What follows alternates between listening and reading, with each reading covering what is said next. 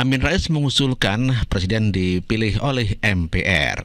Nah, jadi sekarang kalau mau dikembalikan dipilih MPR, mengapa tidak? Ya. Cuk. Wis nyerah. Nyerah. Dengan cara gayamu partaimu gagal total, wis Wis, kenapa tidak dikembalikan ke DPR, ke MPR? Pilkada enggak ono maneh jange, langsung serana nang ngene MPR maneh. Cuk. Iki ta jane toko reformasi. Enggak apa-apa, Pak Min, enggak apa-apa. Kita sebagai masyarakat, sebagai rakyat ikut aja. Mau pilihan langsung oke. Mau kembalikan MPR oke. Sing penting kan niat baiknya gitu loh. Asal jangan kayak Sengkuni. Mari ini MPR, setelah itu teriak-teriak MPR disalahno maneh. Mari provokasi MPR, mari melayu nang buri seret. Enggak masalah, yang penting itu dari ketulusan hati. Kalau memang dirasa pilkada atau pemilu langsung ya menghabiskan biaya, tidak efektif atas pertimbangan yang lebih banyak menguntungkan, enggak apa-apa. Ojo itu ungkapan pribadi, ucapannya yang maaf, Sengkuni tadi, mari, oh yo wes MPR, mari ngono mbok unjuk rasa geruduk maneh. Terus kembali ke dipilih MPR, kok sampean bolo MPR mergo saiki didepak dari PAN, ngedek partai apa umat Gak laku. Gak jadi, gak sukses, minggir kabeh. Asal jangan kayak gitu ndak apa-apa. Jika itu representasi dari keinginan rakyat Indonesia, it's okay, kenapa tidak? Nggih. Sekali lagi, asal ojo nyengkuni. Mau MPR, mari ngene mbok unjuk rasa dhewe maneh. Salam dari Sorsawu Bakul Kembar. Ya, masyarakat sih tidak mempermasalahkan apabila memang Presiden dipilih lagi oleh MPR, bukan dipilih langsung oleh rakyat. Asalkan konsisten dan konsekuen, nanti dikhawatirkan begitu maksudnya ada Presiden dipilih oleh MPR, Amin Rais nanti demo bikin kisruh. Lah ini yang tidak disukai oleh masyarakat. Itu yang kami mau laporkan ke Pak SBY. Iya. Tentu cita-cita dengan realita kadang-kadang ada sedikit. Itulah. Temuan kami pimpinan MPR dengan Pak SBY dalam agenda silaturahmi kebangsaan.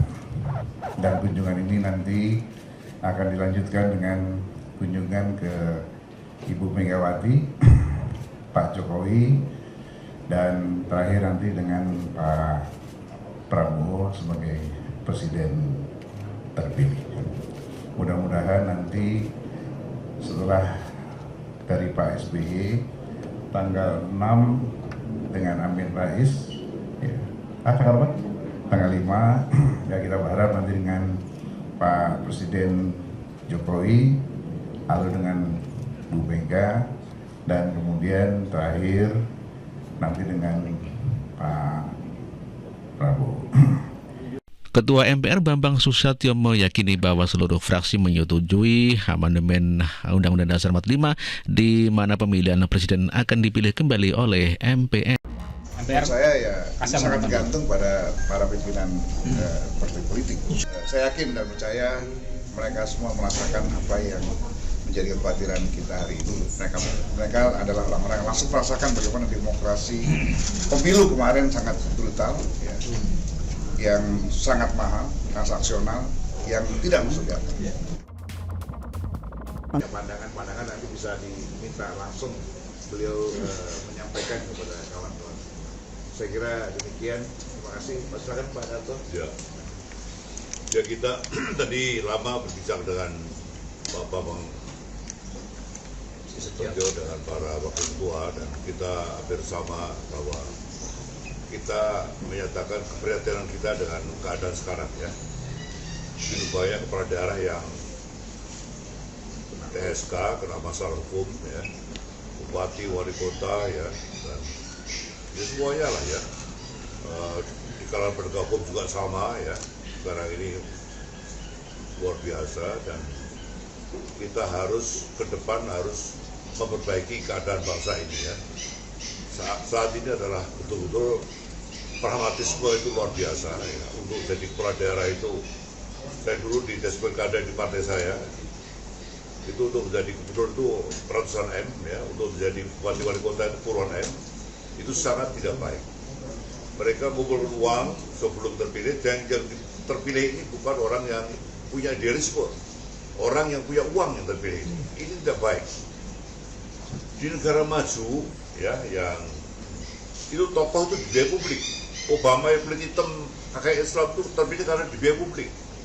Kita di sini terbalik, tokoh itu membiayai publik. Inilah saat menjabat, lalu mereka ingin membalikan sangunya itu pada buir-buirnya yang mendukung. Ya. Akibatnya apa?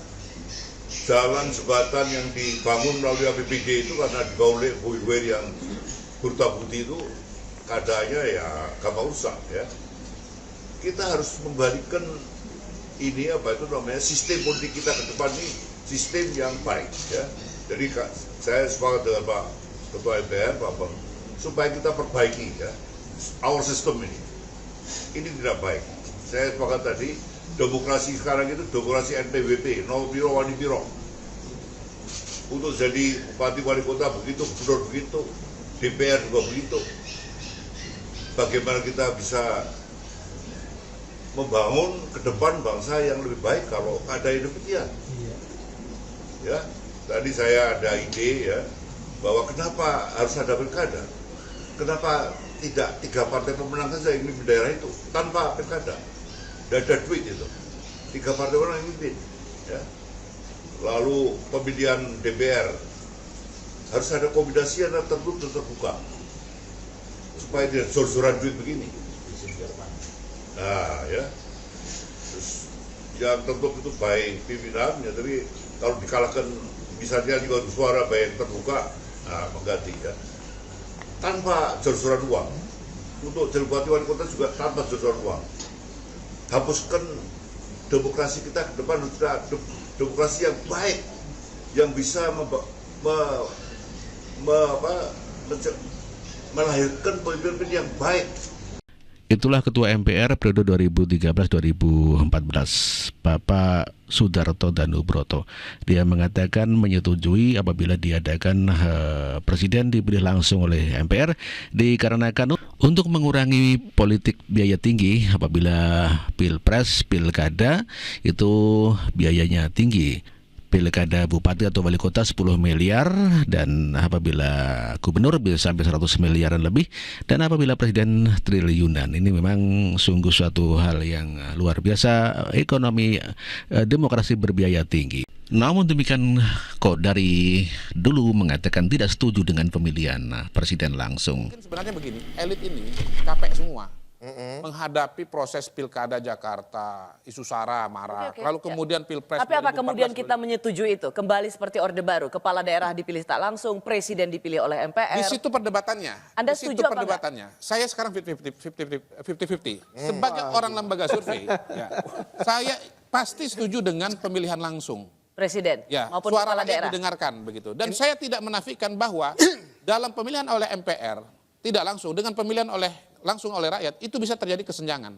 Saya yakin kalau misalnya tahun 99 sudah ada lembaga survei yang nomor 1 di masyarakat itu Ibu Mega, bukan Gus Dur. Ya, saya yakin itu. Itu contoh diskrepansi yang terjadi. Akan tetapi harus dipahami juga buat saya pribadi isu SARA dan kemudian implikasinya yang bisa berujung terhadap ketegangan di lapangan. Untung saja kita belum mengalami. Anda sendiri tetap membuka peluang ada baiknya presiden dipilih oleh MPR. Kiri dan kanan. Saya belum konklusif. Jadi tidak menolak sama sekali. Saya belum konklusif.